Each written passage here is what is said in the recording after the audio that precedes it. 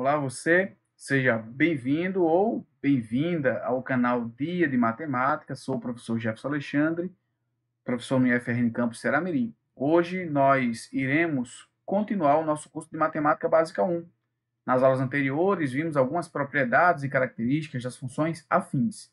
Na aula de hoje veremos algumas características e propriedades da função quadrática. Vamos aqui.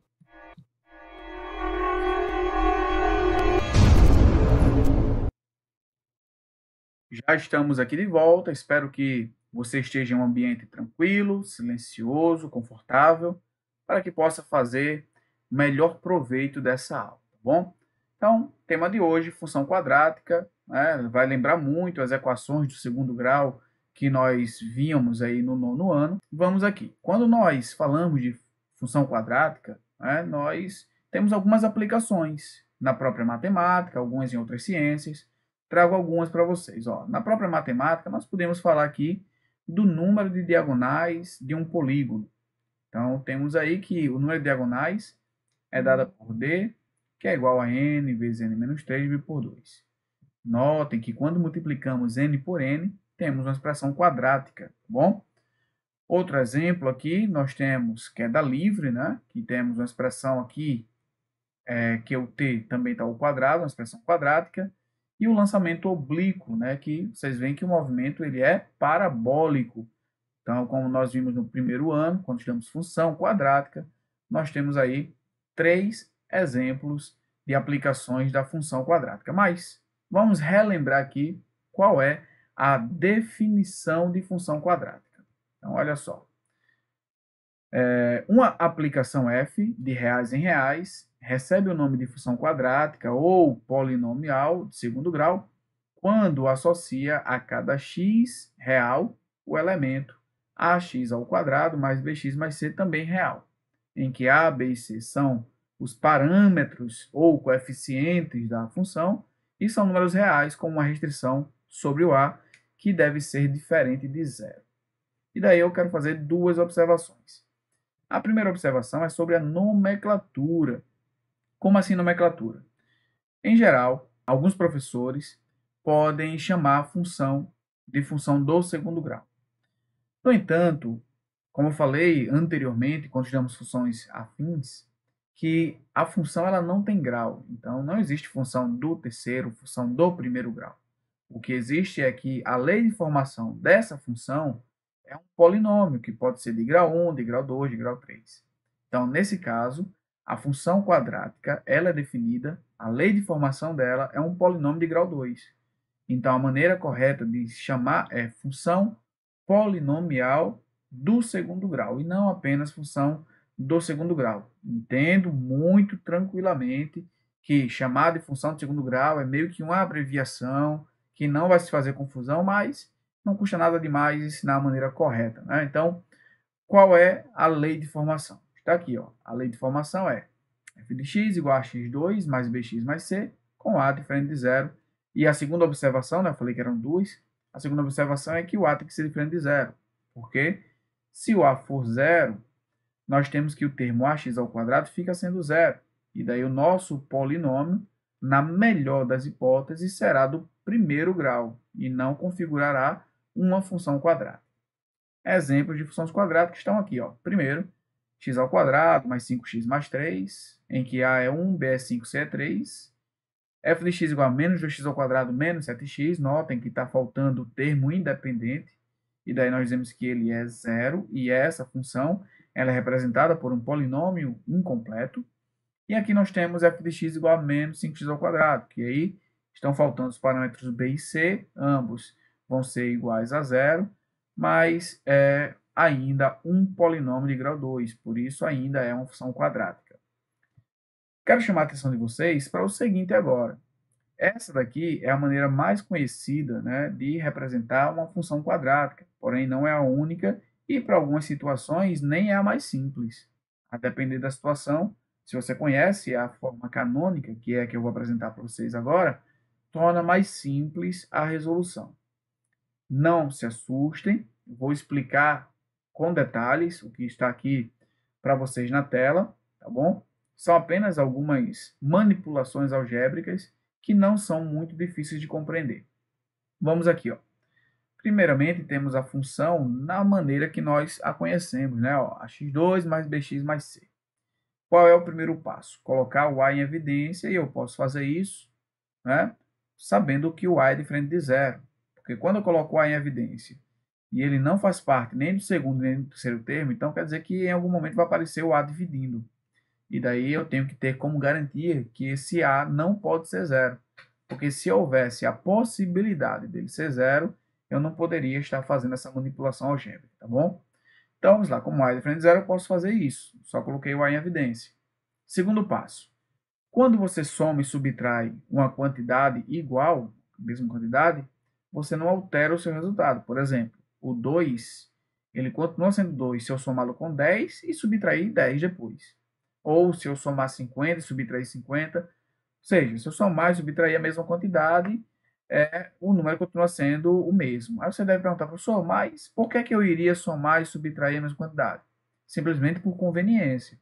E daí, vejam só, aqui estarei utilizando uma técnica chamada completamento de quadrados. E daí, se você não conhece o completamento de quadrados, sugiro que você dê uma pausa nesse vídeo e procure completamento de quadrados. Vocês vão encontrar alguns professores explicando esse completamento de quadrados. Não explicarei aqui para que o vídeo não fique demasiado longo, mas ficarei muito feliz em tirar alguma dúvida caso surja aqui nos comentários, tá bom?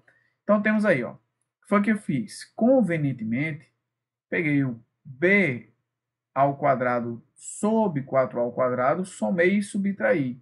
Essa quantia, eu não peguei uma quantia qualquer, peguei uma quantia, como eu já falei, conveniente. Completamento de quadrados, que significa, de maneira bem simples, quando você tem dois termos somando ou subtraindo e um deles está ao quadrado, é muito provável que você consiga adicionar um termo e vire um trinômio quadrado perfeito. E daí, como eu quero que isso vire um trinômio quadrado perfeito, faltava o b ao quadrado sobre 4a ao quadrado. Então, eu coloquei aqui e o subtraí ao mesmo tempo, para que o resultado da expressão não mude. Juntei esses três termos, aqui, ó, estão aqui juntinhos, e os outros dois termos que sobraram também estão juntos aqui. O que foi feito aqui? Foi feita a fatoração, mais uma vez, tá bom? Lembrar, sugiro que você dê a pausa e olhe depois, porque pode ser que você nem precise dar a pausa, e aí o vídeo ficaria longo demais se fosse explicar todos os detalhes. Mas o que foi feito aqui nesse passo, né? Foi feita a fatoração. Nós sabemos, ou deveríamos saber pelo menos, que a fatoração do trinômio quadrado perfeito será o produto notável, que é o quadrado da soma ou da diferença. Como assim? Nós fazemos o seguinte, ó, a fatoração desse camaradinho aqui vai ser x mais b sobre 2a, e daí temos aqui ao quadrado, que é o quadrado da soma. E como é que esse termo se transformou nisso, né? Vamos aqui, ó. O MMC de 4a ao quadrado e a é o próprio 4a ao quadrado. E assim como nós fazemos quando temos números, fazemos quando temos termos algébricos. Dividimos pelo de baixo, multiplicamos pelo de cima. 4a ao quadrado dividido por 4a ao quadrado dá 1. E uma vez b ao quadrado continua sendo b ao quadrado. 4a ao quadrado dividido por a vai dar 4a, que vezes c fica 4ac. E a partir desse momento, eu não duvido que você já tenha lembrado dessa expressão que apareceu aqui no numerador, né? Que é o b ao quadrado menos 4ac. Exatamente. B ao quadrado menos 4ac é o nosso delta, né? O discriminante do trinômio do segundo grau. E aí, o que é que nós temos? Quando foi visto no primeiro ano função quadrática, nós sabemos já que o gráfico dela é uma parábola. Veremos um pouquinho mais à frente também nesse curso. E a parábola, ela sempre terá um vértice, que é o ponto ali onde ela muda, né? Ela está vindo aqui, ó. Ela está, por exemplo, crescendo, aí tem o vértice, ela começa a decrescer. Então, ela tem essa mudança no vértice. E, não por acaso, o vértice, por ser o ponto mais alto, quando a concavidade é para baixo, ou o ponto mais baixo, quando a concavidade é para cima, é um ponto muito importante na nossa parábola. E quando nós representamos a função quadrática na sua forma canônica, nós deixamos já de maneira explícita quem é o vértice, ou seja, quais são as coordenadas do vértice. Por quê? Ó, está aqui, menos delta sobre 4a, né? Está aqui, ó, menos delta sobre 4a, é o nosso y do vértice. E b sobre 2a, na verdade, menos b, né, sobre 2a, é o nosso x do vértice. Então, quando nós representamos, essa é a maneira de representar, mas nós podemos representar da seguinte maneira também, ó. Nós podemos dizer que a nossa função f dos reais para os reais, definida por f de x igual a ao quadrado mais bx mais c, ela pode ser explicitada da seguinte maneira, ó. X igual a que multiplica x. Vamos lá, ó. X menos quem? Menos o x do vértice, mais y do vértice. Lembrar que aqui está o quadrado, né? Então, é uma maneira, é a forma canônica, né? Essa mesma forma canônica que vocês veem aqui, tá? Eu só fiz trocar. Onde tinha b sobre 2a, eu escrevi aqui, ó, o nosso x do vértice, né? E onde tinha o nosso menos delta sobre 4a, eu troquei por y do vértice. E aí, você pode dizer, professor, mas como é que isso vai me ajudar em uma questão? Então, deixa eu só tirar isso aqui para nós vermos como é que, de fato, a forma canônica ajuda. Vamos supor que você, sei lá, quer descobrir a lei de formação, tá? Então, ó, nós queremos descobrir, deixa eu escrever aqui, queremos descobrir a lei de formação, só, a lei de formação de uma função quadrática cujo vértice tem coordenadas 3, 5 e a parábola passa pelo ponto P47.